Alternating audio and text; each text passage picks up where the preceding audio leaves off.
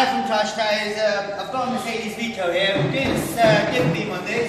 Just going to show you which one it is first. Keep the ignition on. That's the side light. That's the main dip beam. As you can see, the passenger side is working and the driver side isn't, which is the top one here. I'm going to show you how it's done. So switch the lights back off. Take the key out of ignition. The lights off, put the keys in your pocket. Now on the back here, you've got this cover here which you take out, push down on it, the cover comes out. So you don't have to take it out all the way, just slide it to the side or something.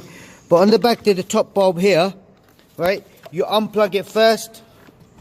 That's unplugged, as you can see now. And then you've got a little clip which you need to push in and then towards you.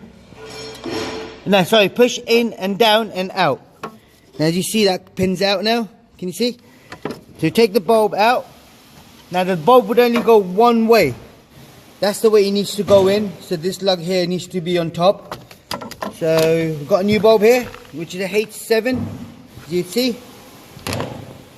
Get the bulb out.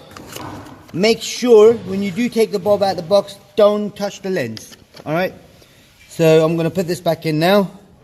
Just the way you take it out.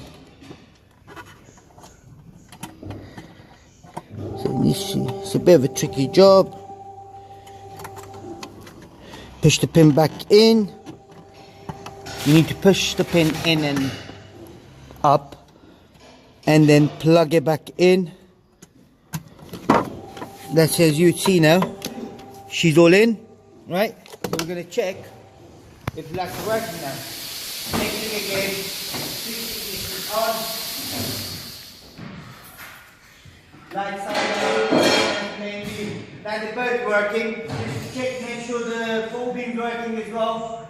You can see that's both working as well.